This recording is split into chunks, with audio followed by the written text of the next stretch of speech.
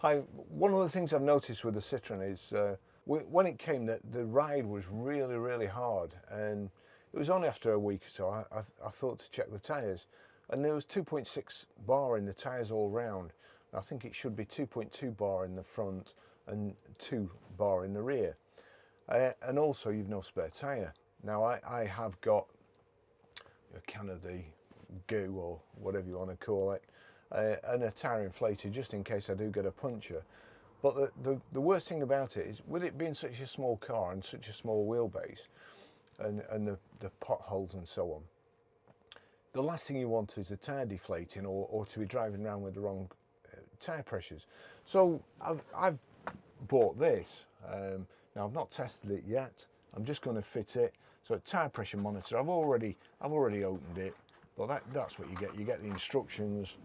You get this, which that slides out. You charge it for a couple of hours with the little port there. You get the lead for it, but also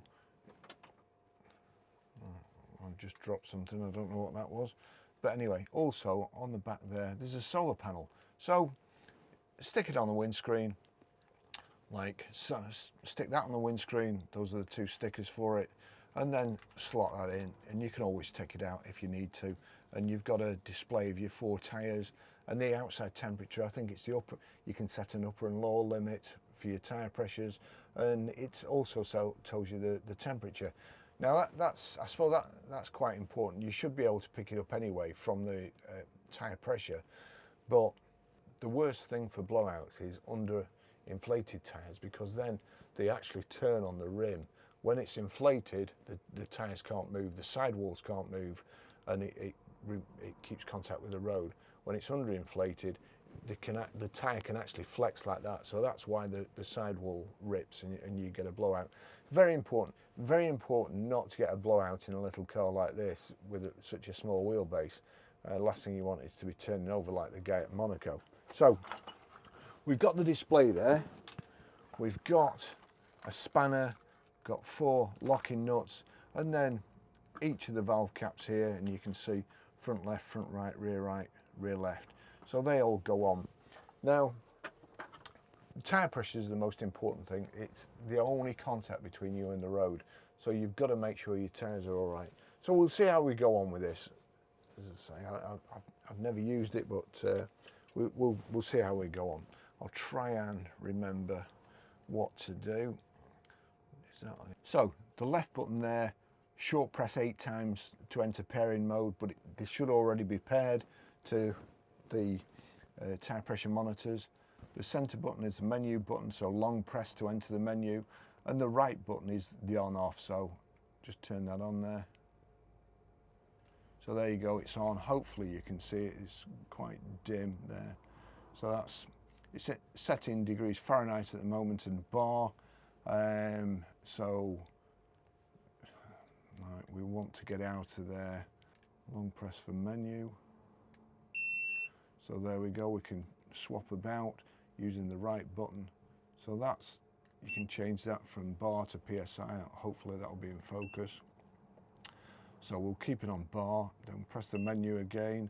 That goes to Fahrenheit and centigrade. We'll change that to centigrade. Press again. Upper pressure 2.3.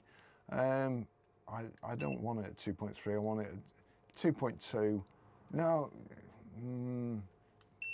we'll put it at 2.3, and then we'll change that to 2.2. I want that at 2.2.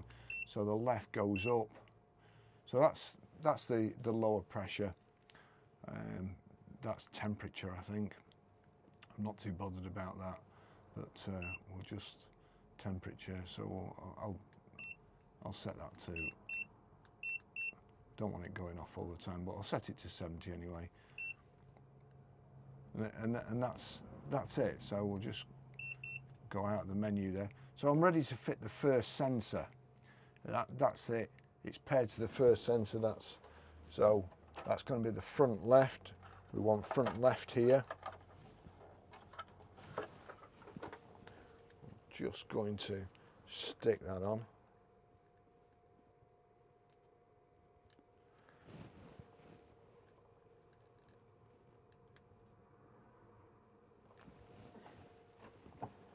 So I'm just going to stick that there. That's it, sticks on straight away. So hopefully you can read that and it'll keep recording while I'm doing this. We'll take these out. And then, here we go. So front left, I can't get that out, so I'll just pop it out from underneath. We want that. And I also want one of these brass things here. I'll put that in. One of the brass things just to lock it. I need to take the wheel trim off. You need to be careful with these wheel trims. Sometimes if you pull them you end up breaking them. So I've got one of these, and then we'll just put that in there, do it from the centre where it's a bit more solid. Pull that off, take the valve cap off, put the valve cap in there, and then what's going to happen here, I'm going to turn that on. And you have to put this on quick, otherwise you'll lose tyre pressure. So turn it on quick, that's it, that's on. Front left, and then just tighten the thing up at the back to lock it on. So that's it, that's the first one. Let's do the second one.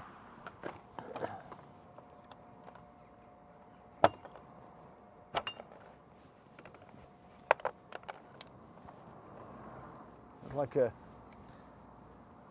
Formula One pit stop here. Front left, so that's rear left.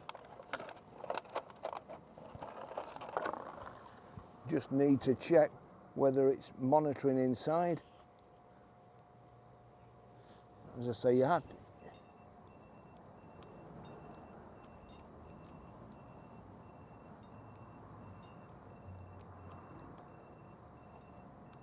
Now that's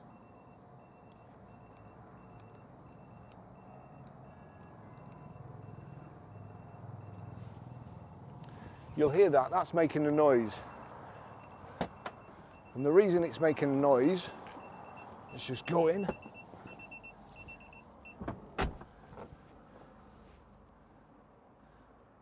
Front one's 2.1, the bottom one's 2. Now,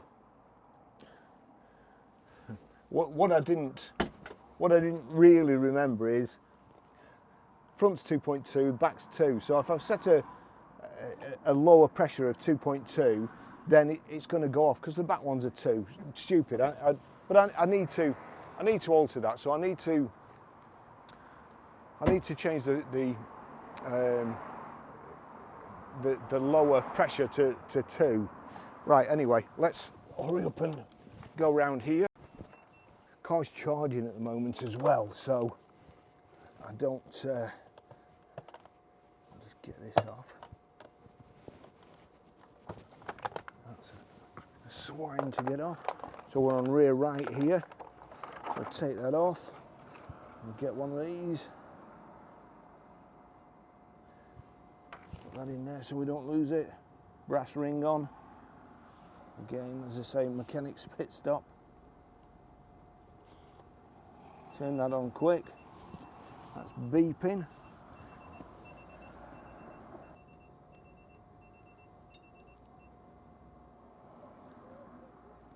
So that's it, that's on.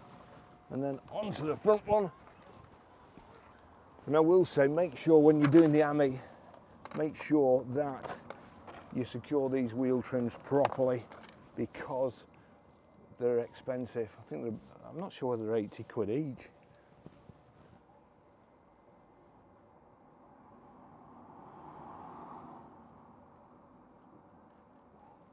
Spin that on quickly, and then this.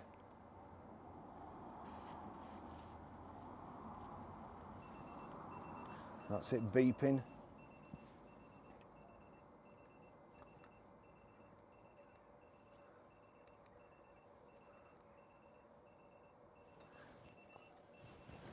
I'll go and check inside, see what's happening.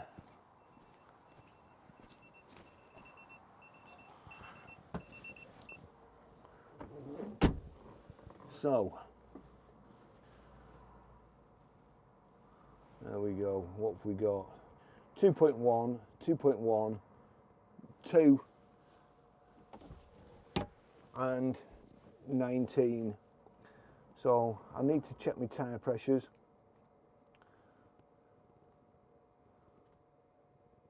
But I also need to, let's just see, I just need to go into the menu, go into the menu, and then we'll flick through 2.2. So I need 2.3, but there I need 2. So I need 2, so I need to knock that down. So 2, that should be all right now. Temperature. So it's showing me there, look, everything else, now it's set, everything else, that's 1.9. So I need to put that, I need to check the tyre pressure in there. The top 2 should be 2.2. Whether this is accurate or not, because we do have a tyre pressure gauge, which I've actually used to set it. So I'm going to do that again. But I mean, so far it's warning me, which is what it's meant to do. So I'll do that. I'll do my tyre pressures again, and job's a good one. That's it. It's directly in my line of sight, and the one that's down is flashing. So can't ask for any more than that. Thanks for watching. See you in the next video. Bye bye. So that's them all fitted. I've checked the tyre pressures with the electric pump at our garage. There's a little bit of a discrepancy between the pump at our garage, but you can imagine it doesn't show in tenths of a bar or anything like that. It just shows in bars. So at the moment it's showing 2.2 bars in each front tyre, 2 bars in the rear left, and 2.1 bars in the rear right. I suppose they're all within tolerance of what I want. Should be 2.2 and 2 in the back. But the important thing, I suppose, at the moment is to keep your eye on it and just make sure those valves aren't leaking, because of course they actually let the pressure out of the tyre and into the measuring unit, the sensor, to be able to tell you what pressure the tyres are. So if there's a leak at all, then it's basically just going to let your tyre down. So I'm going to be keeping my eye on that over the next couple of days. But it's a visible, it's a clear display. I'm 65, I can see it quite clearly, and it is something that, you know, in the old days you're told to check your tyres weekly, the pressures and so on. Nobody in my family at all ever checks them. The only time they come to you is when they've got a flat tyre, not when they've got a puncture or a slow puncture. It's dead flat. So as I say, I can keep my eye on it without going round every week, so long as it works okay, and it seems to be working okay. I'm quite pleased with it for the price. It's a good indication.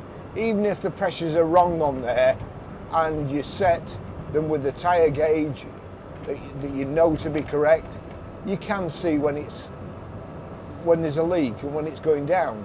So even if it was just an indicator and it wasn't telling the actual pressure, it would still be worth its weight in gold, in my opinion.